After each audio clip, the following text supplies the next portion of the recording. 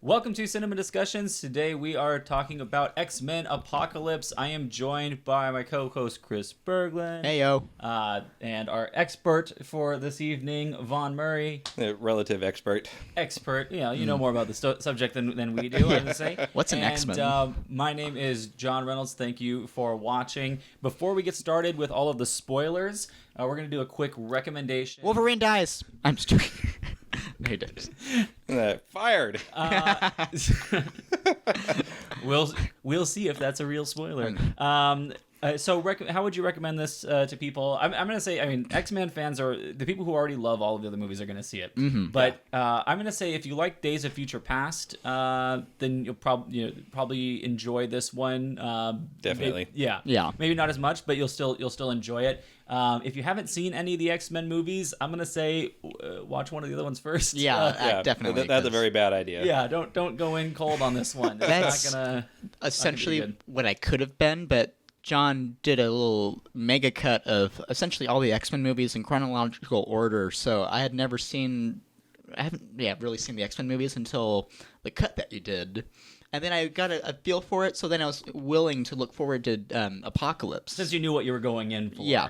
If I just went in cold, I would have hated it more than I already... Because I watched it from a filmmaker standpoint, so you're going to hear like what the critic complaints and stuff. But no, I don't know anything about the universe per se. What would you say, as someone who went in not watching a lot of that beforehand, enjoyable?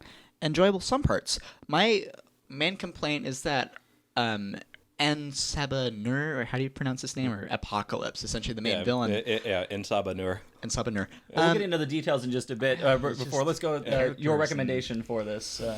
You definitely need to see some of the other movies. Sorry, the clips on YouTube.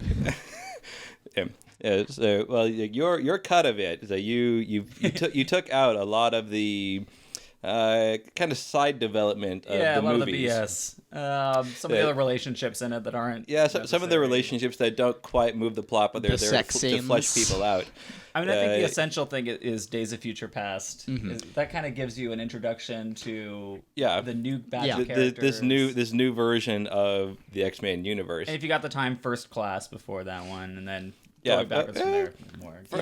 First Class I would strongly recommend, but you could do without it. You can skip it. Yeah. But because you're going to be going in cold on the one. But you really don't even need the original ones from like 2000. Not really. I wouldn't say because I would say 2 and 3 are not necessary. Yeah, in this new version. Number one, I guess. Yeah. I didn't need to see it, though, because I could already tell from Days of Future Past and First Class, that gave me enough of, like, the feedback. Yeah, gives you the idea of what these people are. And especially with First Class setting up how this universe is, like, they're kind of a reboot. It tells you all the information you need to know with it. And then with Days of Future Past, you've reset the timeline. Yeah. So the other films become unnecessary at this point. So now we'll go in. Spoiler alert. We're going to talk all full about. They all die. This is 100% spoilers. Yeah. So let's go. Rosebud was the sled. So you were saying your main complaint. My main complaint. One of them was Nsaba-Nur. Apocalypse. Just call him Apocalypse. I'm politically correct. Yeah, I forget his name. Apocalypse. He just was kind of a bland character. I'm sure people that are like avid fans are going to disagree with me, but from a writer standpoint, he just wasn't flawed. He was like, I'm a perfect god. I understand that's the point, but it makes him boring. No, but he does have a flaw, and that's explained in the opening voiceover. That he needs someone to replace him every now. No. Not that is his flaw. The opening voiceover talks about how you give someone powers and they think this, and you give someone so much power and they think more of themselves. And if you give someone unlimited power, then they think of themselves as a god.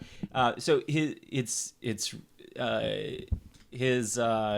hubris is his main flaw in that. Like he believes himself to be Almighty God.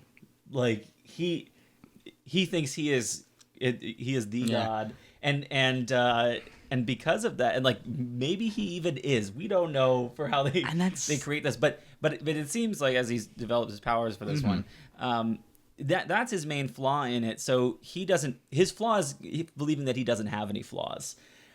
Yeah, that's. I mean, it's as not. a writer, Look, that's I'm saying so boring. I'm not saying it's not that you can't create a better character. That you can definitely make a more rounded villain than that. But I don't think he is walking around without flaws. I think he definitely has that one as the main one. But he believes he doesn't. So for the most part, you're not seeing that.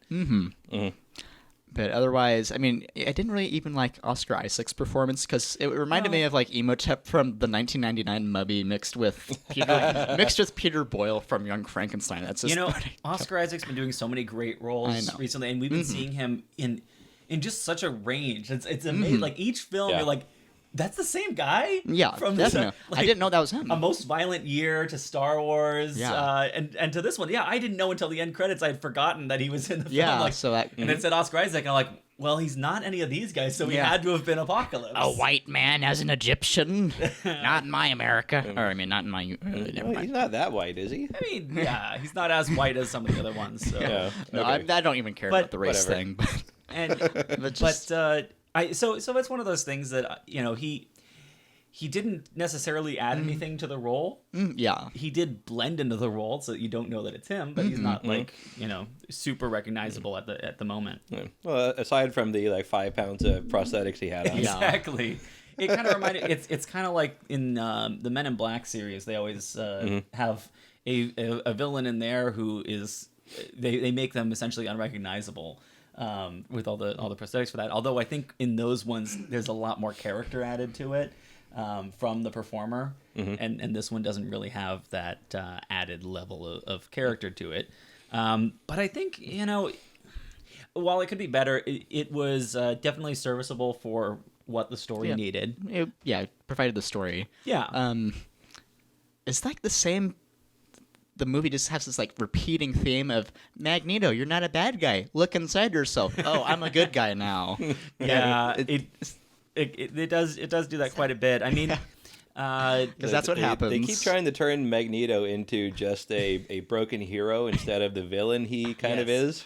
Yeah, but I mean, in part of that, I mean, when you watch them all back to back, as we did, you do see that repeating thing. It's kind of like, it's the same thing of when you binge watch Doctor Who episodes, and they're constantly, oh no, they're gonna die, and they didn't die. Oh, they're gonna die, and they didn't die. And they don't. Just every time it becomes redundant. It's predictable. So I wasn't afraid for them. They had no risk because it would be, in some of the other, in the original X-Men trilogy, you get to see Magneto be badder for longer, I would say, or at least be a villain to them for longer, and he's still of the. Well, that would be because the Magneto of 1, 2, and 3. He's 60, 70 years old. Yeah, he has gone down his path. Yeah, he's irreparably, and he's and still. It's not about really good or bad in that one. It's more about is he willing to let humans live? Yeah, and that depends on his treatment. And so he's only he suffered greatly during the Holocaust, of course. No, so you've got that, and the more that he sees his friends die, and so in this movie you get him he's trying to be reformed. He's all good because only a little, bits of things happen there, and so now you've got him going more down that path because of his wife and child. So would you say Magneto's a really smart man? Because I don't really follow X-Men. How intelligent would you say he is? I would say he is definitely very intelligent. How does he not know there's metal in the earth? Look, just because you're a smart man, he's like street smarts, I would say. There's a. That's the major point. Well, the way I kind of rationalize that, so kind of jumping back to Apocalypse for a second, one of his main mutant powers is that he's able to cause the rapid progression of the mutant genome inside other people. You see that with his 4 horsemen. He basically takes whatever X genes they have and pushes them into overdrive. And so I think at that moment that he tells Magneto to reach down into the earth is that moment he's giving him his new power. Yeah. So he wasn't necessarily able to control it on that great because holy cow, Magneto just reached in and ripped the entire Earth's magnetosphere a new one. I still feel like he could do that on a smaller level earlier because he moves in first class the satellite. Yeah, he moves the satellite. But that's like a mile away from him. But still, not the entire globe. I mean, metal isn't that. It's not that deep in the Earth. He's like if you go to a beach and there's a metal detector, at least. Well, there's that. He's talking about like the ores, like the raw elements down in the crust. Elements, of course. Because the crust is what, 50 miles deep. I forget. It's been a long time since geography. Let's say that. And then my last major complaint. So Apocalypse disarms the world by sending all the nukes into the atmosphere, which I really liked. And then it's never addressed again. And they just leave him there. They're still nukes. So they're in space. Those are nukes in space. So now the plot of Gravity can happen with nukes. So there you go. Well, hold on. This happened in 1983, so the timelines don't necessarily work as well unless they didn't take care of it in that time. But that's still. Satellite collisions are still possible, and they're actually pretty frequent. Yeah. So and just any I think it's not as bad as it would have happened now. But the reason why satellite collisions are so rare is because satellites are at different heights. Yes. These are nukes at the same level. Yes. So yes. This could easily. There is definitely a problem that needs to be addressed and it's very soon. No, at the end of the movie, like that's when they're starting to rebuild stuff. They don't put that into the film because that's not what we're talking about here. But I'm sure there's, in the same way that like you get the cleanup crew coming in. It'll have to be a problem for the next movie. Well, not even in the next. Like I don't think it even addressed again. It. Is my prediction. Like they just put some. They have to have a news broadcast or something in the background and be like after the cleanup of the thing. Like they don't need to directly address it, but I mean it'd be cool if they did. But it's the kind of thing that in like Agents of S.H.I.E.L.D. working with the Marvel Cinematic Universe, which is, even though this is Marvel, not part of that. You could call it the Disney Marvel Universe. So in Agents of S.H.I.E.L.D., they address it sometimes where they'll right after the Thor Dark World, they go in and clean up all of the aftermath of the what happened in Thor. So there are people doing that just because you don't see them doing that, and that's existed in the comics. I can't remember what Marvel's is called. For their Damage Control, I think it's what it's called. There's a Marvel comic series called Damage Control. Oh, okay. It's just them cleaning up after all of the heroes. So that's the kind of thing that's going with this. But I'm sure that they get Magneto and other X-Men to work with them because they need to go. All right, we're gonna put you into space. That's what I assume. We're gonna have you collect these, and I'd hope just disarm them in space. But even disarming them, you still have go on Wikipedia, look at lists of accidental nuclear detonations. I know. Drop a wrench and you can cause havoc. Havoc died. I know. That's something about this movie. That's something about. We already gave the spoiler alert. We did say that. It's on the screen covering. I forgot Havoc died. So there were So let's talk about deaths in this movie. It was just really Havoc. Yeah, I thought. Who else? I think he's the only guy I can think of. Because they got close to it with other people, but they didn't. He was the only he's the only speaking mutant that I can think of. Yeah, because they saved. Quicksilver did a good job of saving everyone. Quicksilver saved everybody else in the mansion except him. Quicksilver's the best. In this whole series, I'd say the best scene is are the Quicksilver scenes. Yeah. I mean, everything else is really great. Like when Cyclops first discovers his ability. Yes, that was my favorite tree. Just good progression of those lines are so good. Yeah, I really like that tree. My dad planted that. I used to hang a swing from it. I think it was my favorite tree. Sad.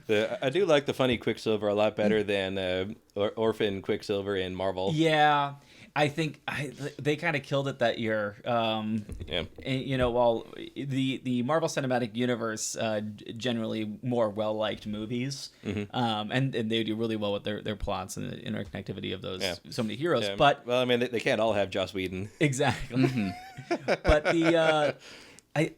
When they had two Quicksilver movies come out at the same time, I think X-Men really won it on theirs. They destroyed with how well they did with that character. Much better character. It shows them there's at least some producers who are hiring the right writers for Fox. When you get between a lot of the character of Wolverine always has great stuff to him, and then with the recent Deadpool movie, just phenomenal on the writing for them, and then Quicksilver. Yep. So I think there's people out there who are writing for these characters that are doing it so well, and I think that they're on a good path now. With especially this is the full reboot in watching this movie. Days of Future Past was the bridge between the two. And then this one just completely sets it off that this is its own timeline. It is a completely rewritten timeline, even though the things that were happening in 2050, 2030, they technically continue on because that time still exists. They're existing. This is our new present day. So, except we don't really care what happened in the Days of Future Past future timeline because they're all dead at that point. Yeah, like they've just been killed by the Sentinels. They haven't stopped anything. They went out of existence. But then there's the timeline that we saw at the end of Days of Future Past when Wolverine's back at the school.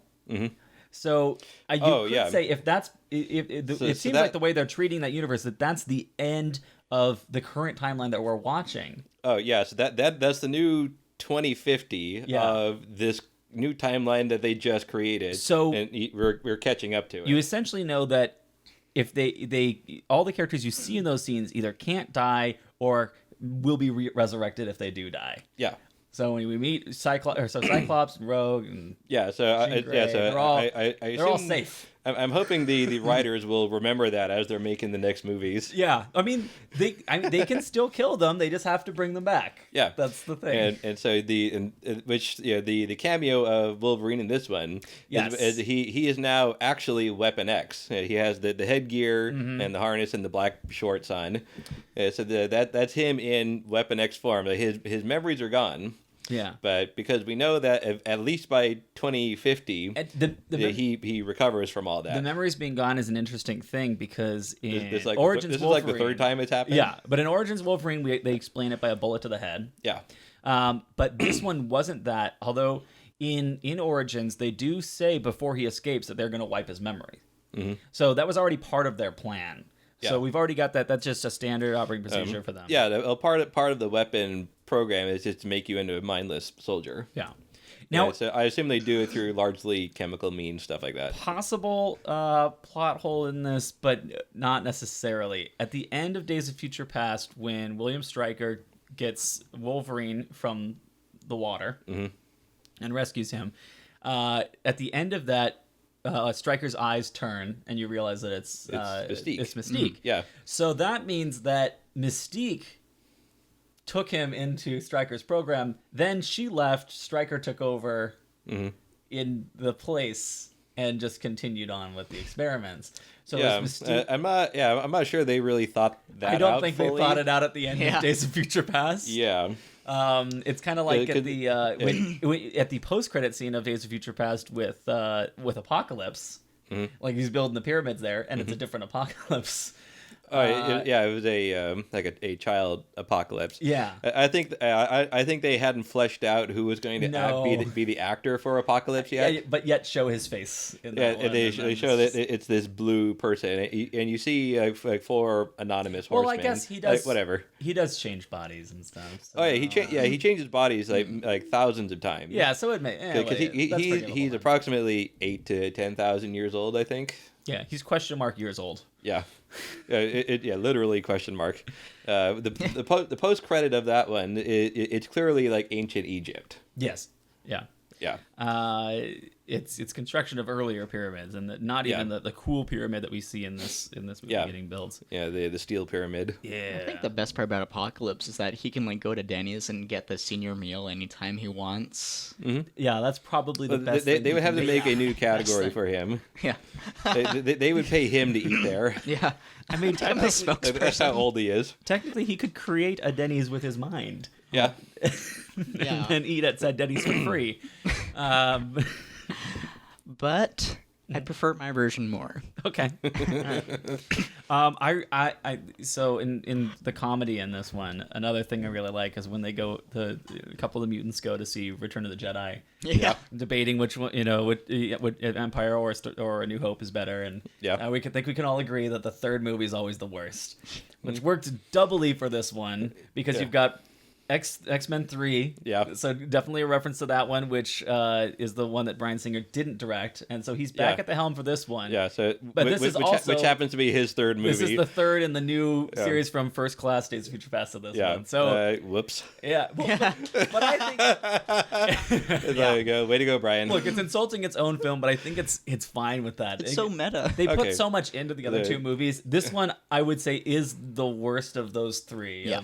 First Class, Future Past. By how much worse? I don't think extremely, but I think First Class had so much to maybe it. A little. Oh, okay, yeah. First Class is pretty awesome. First Class was pretty awesome. And Matthew Vaughn and really good stuff in that one. Yeah. Matthew Vaughn also did Kick-Ass and Kingsman: Secret Service. I did like Kingsman. He's got great style to him. I am thinking that he had some influence in Quicksilver's scenes because Quicksilver's scene is very reminiscent of scenes that are in his other films. Yeah. Of his musical sequence and crazy action in a weird way, and think of the church scene from Kingsman.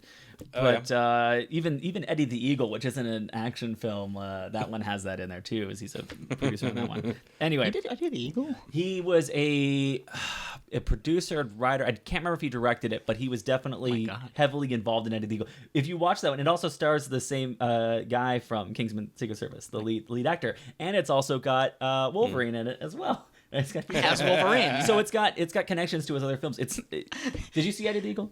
Is it in the X-Men universe? No, I haven't. Okay. Well, it is. That was a decent film. I recommend that one. It's Eddie completely the Eagle, different from this stuff. The other mutant. Anyway, so what was I talking about with that one? I've lost my train of thought. The guy who did. All right. Before we go farther, product placement. Yeah. Oh, how dare you? I was gonna do that too with the Pepsi cup. Ruin my sponsors. Product placement. I wasn't paying attention to it as much in this movie. I think it. Anyway, the other ones. there was Coke stuff in that one. Speaking of, several of the other superhero movies have had very prominent Dr. Pepper placements. I think Spider-Man did it first. Yeah, and then a few other ones. These X-Men ones pretty subtle. I mean, there's you see a Pioneer TV. Yeah, pretty obviously. Pong. There's some stuff I saw the old some Coke arcade advertisements games around there. The Bruce Lee thing that was apparently in the credits. Yeah, yeah. But it's not. It's not the super heavy. Yeah, well, most of it for the three Singer movies, these three, that you can't put in any product placements because they're in the past. Yeah. So that helps at least. You can't really put anything obvious in there. Drink Moxie. They still can kind of. It's in the 80s. They've got the advertisements. Ovaltine. Yeah. But it's just that, and I kind of like seeing those too, because then you see they have to find the retro ad campaigns. Yeah. And put them in there. They have to find the actual things. Yeah. And you carpool alone, or when you drive alone, you drive with Hitler. Smoke a Chesterfield. So how would you compare this in the because you're more familiar with the TV series and so my original exposure to X-Men was the 90s cartoon on Fox, which was mind-blowing to me as a kid in elementary school when I first watched that. So most of my knowledge came from that. Okay. And then a lot of the rest of it comes from losing entire afternoons on the Marvel Wikia, going 10 links deep into other characters, reading stuff like that. Whenever I have a question about it in any of these movies that come up, and I'm thinking about one of these characters, I want to know more about them. The Wikia is the best. Marvel Wikia. The Marvel fan Wikia is probably the better one to go to. I'm curious. So I was actually going through the wiki, and so Quicksilver, he is a villain at some point, and then returns or becomes.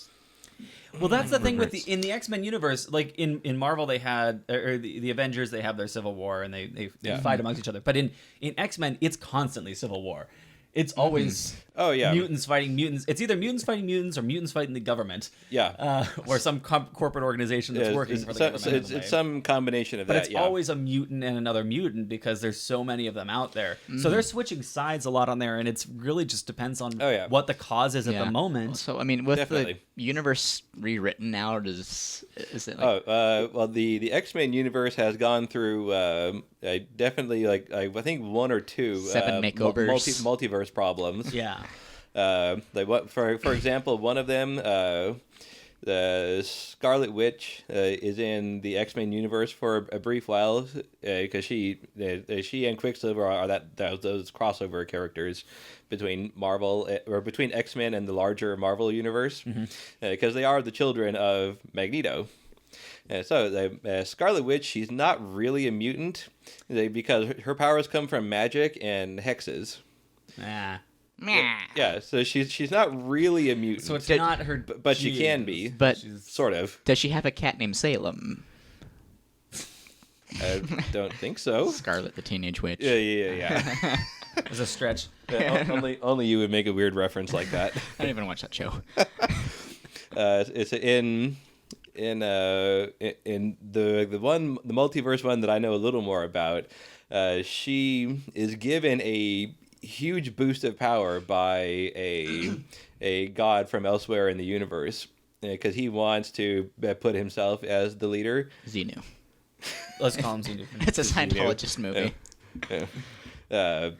So her probability changing magic just goes berserk, and so it causes the different multiverses to collide and separate and things like that. But it also depowers the vast majority of the mutants. So if instead of having 1 in 10,000 mutants who have powers, that it was now it's 1 in 3 million. Okay. Very, very few mutants now. Which is about, that's how many we get to see generally in the films. Yeah. Well, every time we're in Cerebro, you see there are hundreds of thousands of them. Yeah, in Cerebro it's everyone. But just, the ones we actually get introduced to. Oh, well, yeah. So now on the entire planet, you can count the number of mutants who live in certain cities on one hand. Yeah. And there's sort of a side effect of that because energy can neither be created or destroyed. In the process of her depowering all those mutants, all of their biological power energy gets exploded out into the universe, and makes a lot of problems that way. So let's talk about Apocalypse in this. Yeah. Are you familiar with him in other incarnations? More or less. Was he in the TV series at all? Did they ever? Oh yeah, okay. Definitely. So Apocalypse, being that he's about 10,000-ish X years old. Great, it's algebra now. Yeah, he goes through many different periods of being in hibernation and being awakened. It's like the Winter Soldier of. Huh? Like the Winter Soldier of mutants. Kind of. I get that reference.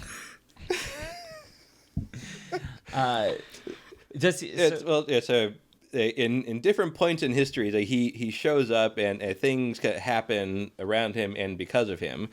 There are things that happened in ancient history that in X-Men that they explain by saying it's caused by Apocalypse. Got it. Things like that. It's not really until I want to say the 1800s that he starts to have an effect on the modern civilization. So for instance, in the mid 1800s, he meets up with Nathaniel Essex. Spoiler alert! That's the name you see at the post credits of X-Men Apocalypse. So Nathaniel Essex turns into Mr. Sinister. Who's the other major villain of X-Men universe, who plays a very large part in the cartoon also. Yeah. I saw the Mr. Sinister saga and the Phoenix saga friggin' umpteen dozen times because I just kept seeing the same episodes over and over when it was in reruns. So you are quite familiar with those episodes of this one. That So the next the next Wolverine movie is going to be dealing with Mr. Sinister. Then it sounds pretty likely. Yeah, I don't think they'd hint that heavily at it and not deal with that. Yeah, it's coincidentally like when we were having our mega marathon towards the end of it, it's like. You know, it would be kind of funny if they introduce Mr. Sinister in this movie, because Mr. Sinister and Apocalypse have a major alliance, which you see in the comics and in the cartoon. And it's like, oh, who called it? Well, I'm not sure they're going to connect them in this one because of how they use it wouldn't be like that. It would be too much work. Yeah. But yeah, Mr. Sinister, he'll probably be there. What do you think they're going to set the time period for the Wolverine movie? Because if they set it after 1983 but before 2030, as we saw the other one from Days of Future Past, then you're going to be getting an alternate timeline, so it's not going to fit into his storyline as we've seen it before. It's just going to Wolverine. Yeah, it's not going to fit into the Wolverine story that we've been watching. Because I'm more interested if it's just for my purposes, I would love to see it after Days of Future Past. Yeah, it's like 2030. Yeah, like set it further in the future. But the problem is, if you're setting it up with Mr. Sinister in 1983, that means he's sitting on this. That means he's sitting on this stuff since then. Like whatever time you're going for, because we've got this movie that jumped 10 years from. Yeah, the events of Days of Future Past. Yeah, 73 to 83. Yeah, and it's amazing how little the characters aged in that time, but it's pretty great. Yeah. But so we've already got that big amount of time jump, so they could probably jump to the 90s if they chose. But yeah, they could jump to any time period, but I think it's smarter for them if they keep the next general X-Men movies in the 80s. Yeah. Also because then they don't have to run into Deadpool, and they don't have to worry about that issue of him getting the universe. It'd be great to see him in a normal X-Men movie, but it completely changes it would throw everything off. Yeah. The one thing that I forget how long Wolverine is part of Weapon X. It's at least a few years. He has to be gotten out of it, and then he gets his memories back. What if they... Yeah, I don't know how they... Because it's going to be the final Hugh Jackman movie. Okay. And I really want to see a great resolution with it. Yeah. Something in terms of endearment. That completes his character. Because even the movie The Wolverine got a great turning point for it. Like, Origins, that showed you how he became the Wolverine that we know with the claws and all that, and losing his memory. So you set that up. And then the Wolverine gave a great closure to the original X-Men trilogy, and his issues with Jean and being the Wolverine and how he feels, because he's used that to now kill Jean Grey and so like he has to struggle with that, and he gets good resolution in that one. And his claws are gone now. So as a character, he's content at the end of that one, but it's still like acceptance that okay, they're all dead, but I'm fine with that now. I'm going to continue on with my life, and I have to live forever with this, but it's my burden. I'm good with living with that. But then in Days of Future Past, you get a little bit added to that when he gets to see Jean and Scott and everyone alive again. Because now what he's done in the past has now brought them back in some way into his life. So while he's not with Jean Grey, he's at least content that he saved her, and that's some redemption from could be her. So each one gives a little bit to it. A little more, yeah. Like, well, we have to find out what all the nuances are between 1973 and 2030. Because my issue now is that he's not. I need to know what's the reason for this final movie. Yeah. So they'll give something in there, but I want it to be something meaningful because it's Hugh Jackman in it. Now, what would have been interesting to me, since there's already talk of them recasting Wolverine. Idris Elba. There's rumors of everything there saying it's something that needs to be done at some point, because if Hugh Jackman's not going to play him anymore, and they don't want to just leave him out of the universe entirely, what I would have done is recast him in this film.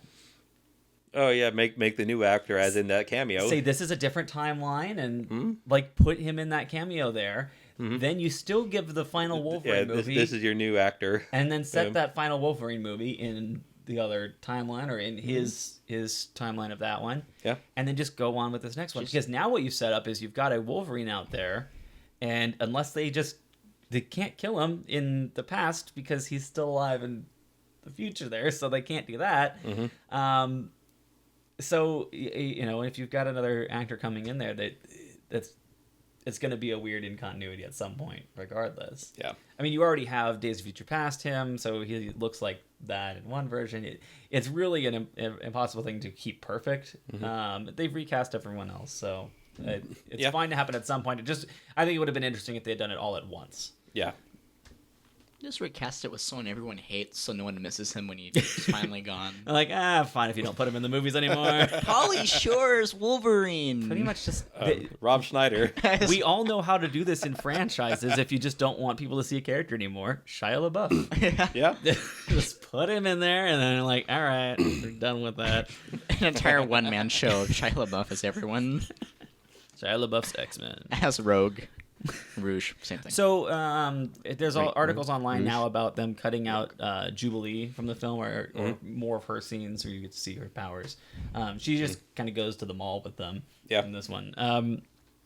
But they said they're not going to do a like they did with the Rogue cut, releasing an alternate version of it. So I don't think it's as crucial to the plot line or anything. There didn't seem to be any way that I would see her fitting into this. So. I mean, in the cartoon, she was in the school. She was never really part of the X-Men team until later on. But she was always just a minor character. And they were talking about the popularity of all the comic book movies has grown so much more since they started doing these X-Men movies. And since Fox has that, it looks like they're trying to get it to maybe release a film every year, if not more than that, in this universe. Yeah, good luck with that. Well, but what they can do is, if they work on these individual characters a little more, or smaller groups of the characters at a time, then you're able to get more of that. So you've got Deadpool with his own movies, and Wolverine's had his own movies. So now it's just seeing which other characters work. For giving them their own films, and so the main crew are only going to be in the big X-Men movies. Yeah, but those smaller characters, anyone who's not part of the team, you can do your own spin-off movie with them. But they've got to be strong enough to warrant it. I vaguely remember hearing rumors about a Magneto Origins movie way back when Wolverine Origins was happening, but it doesn't have to happen now because Magneto Origins has been a part of all of the other. Yeah, Magneto has been in every movie. He's been more as involved as Wolverine and more involved than even Xavier. Yeah, we don't need Xavier or him in one. Like you. It made sense for Wolverine, one, because he was just popular, but also he had a mysterious past that we didn't know about, and now we get to learn about that and something. So for most other characters, there could be a romantic comedy with Magneto where he then that's a Quicksilver origin movie. Quicksilver Origin. Oh man, call it Quicksilver Origins. He's not in the film at all, but it's just that would be funny. It's just Magneto and his mom. It's just like shot on like one of those Super 8 tapes. Yeah. I mean, one of the things we said earlier, Quicksilver being one of the best parts of these films, it's kind of a trouble though, because you can't just fill the whole movie with Quicksilver, because then the gimmick just becomes like, is that a challenge? Boring. I think it is a challenge. Yeah, I'm challenging them. Give me a Quicksilver movie. I would love to see a Quicksilver movie. If you get the right people behind it, the same way that you do with Deadpool, like you could. Oh yeah. They could do it. It's just, they got to find more ways of using his power to not just have the one gimmick with the song going and stuff.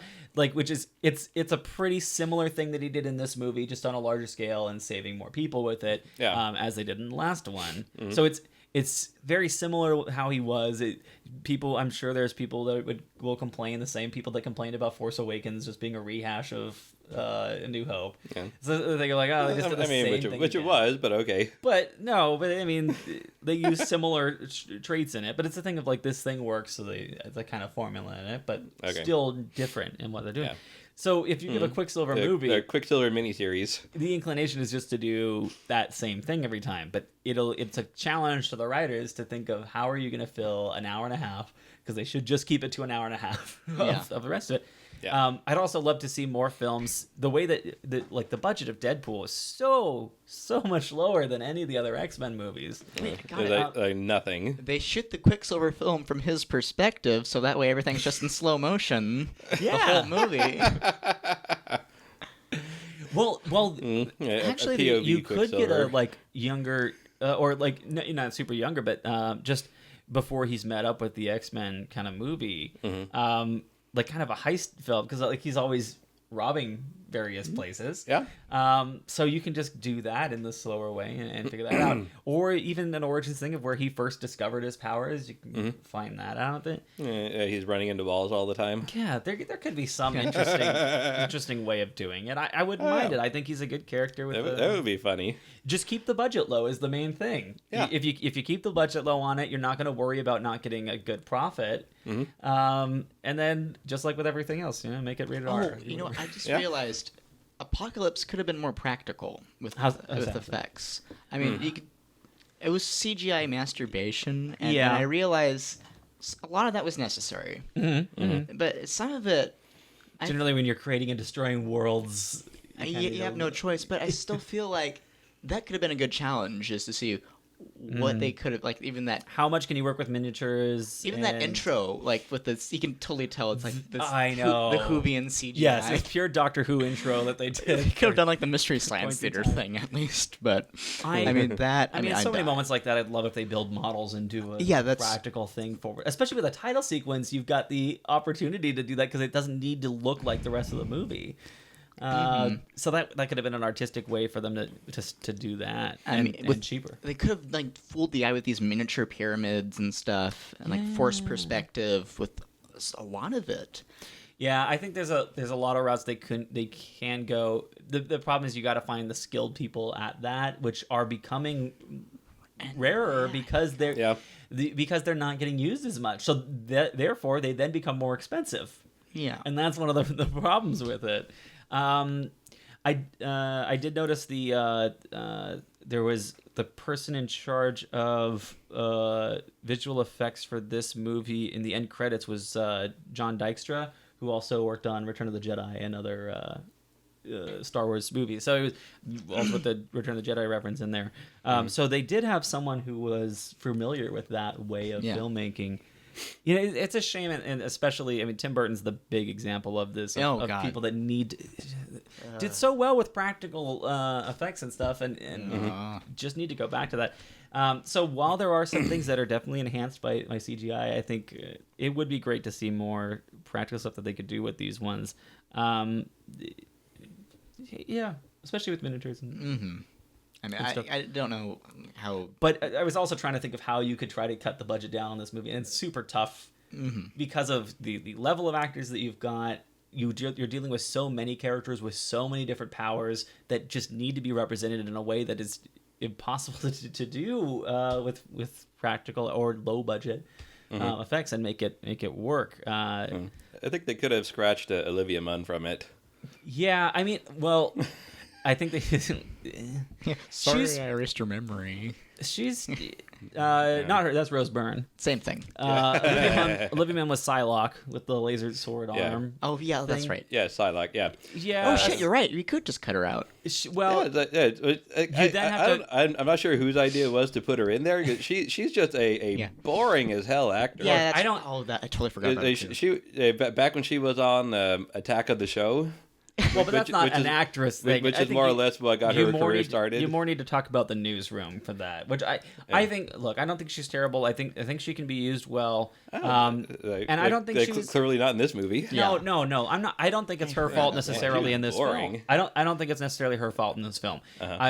You do get to see more of Storm in this one than you do of Psylocke. So you get to see a little more with her. But aside from her opening scene, she's used pretty much the same way of just not talking, just a lackey of Apocalypse. And so for her as an actress, Storm got a lot more dialogue than Psylocke did. She did, and so Psylocke just got, I know where to find the mutants. That's essentially it. She gets in the whole thing. So it's not like they're using her as a great actress in this one. She's pretty much filling a spot in that. So otherwise, you just have to. But there are ways to. You can rewrite it. There are ways for small characters to be acted well. Yeah, I know it can. I just don't think it was necessarily a fault of the acting in this one. I think it's the writing that it comes down to. It's a lot of things. I think it's most. I think it's most of the writing because you didn't get a chance to see unless we see like deleted scenes come out of this where she does have more dialogue and it's terrible. That's like, when I'll give it to you on that. But okay. I think for these purposes we didn't get to see her enough. She was actually the main character. Well, okay, fine. You could have put anybody in that position and gotten the same job. Yeah. Gallagher. She's just a random lackey and like Angel you get to see a little more of, but still not. So you kind of see, Cal Worthington, not Cal Warren. Sorry, already. Sam Worthington. Yeah, Cal Worthington. Goes to Cal. Avatar. Goes to Cal. You see him as you saw. You cut it out of the mega mix, Mega Marathon. Yeah, I cut out the rest of Angel's stuff in there, but Warren Worthington, he goes, he tries to get his wings taken off. Yeah. And then this is in this universe though, because of something that Wolverine did apparently, he gets born earlier. Oh, okay. Because he is Did someone do his mom earlier? He's about the same age in 1983 as he was in 2005 in the other series. Yeah, that was weird. So because of that, something happened that made him be born earlier.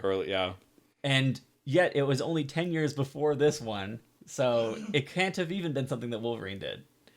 Is it something his parents did? Not. They kind of just screwed it a little bit. They screwed that up. Yeah. So it was a different Angel.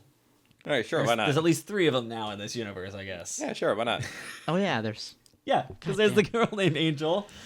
There's Chris Angel. Oh yeah, there was a girl Angel who was more of an insect. Yeah. Yeah, but they called her Angel. Yeah. I don't like even that. though she should have been called, Wasp. Dragonfly. Wasp. Wasp would be good. Just got fireballs. Well, Wasp was already taken by Dragonfly. Firefly. Firefly. That's a great. Okay. Love it. Yeah. So great. There you go. Pay me, Marvel. Because Wasp was already taken by Ant-Man's wife. Well, but that's not an X-Men. Yeah. So still. Yeah. But does this mean that someone else can be called Magneto? They should call. Just call her take Batman. other people's names, apparently. Yeah, sure, why not? There's not a registration for it, I guess. That's part of what they're fighting. X-Men copyrights. They tried to fight mutant registration. Yeah. The last one should be a legal battle. Well, the copyright battle between the mutants. Well, I guess the other Angel died, so you can take her name at that point. It can be, okay, fine, whatever. All right. Anything else you're going to talk about with this movie? The points burning in your mind for it? I mean, I'm still not a huge X-Men fan. I mean, not an X-Men villain fan, just because. But do you have more appreciation for you than you thought you would? I do, because only because of First Class and Days of Future Past. I can live without the other ones. And those are the newer ones that they did. So with the earlier ones, I mean, they elevated the game on comic book movies. Mm-hmm. It still isn't, you compare them to the modern ones, and it's still not, as great as you do now. But compared to what was out there before, they stepped it up and did a great job. It's more Spider-Man. There's not enough Spider-Man in it. Maybe someday you'll have the Spider-Man X-Men crossover. And well, maybe Monday they'll make a good Spider-Man movie. Yeah.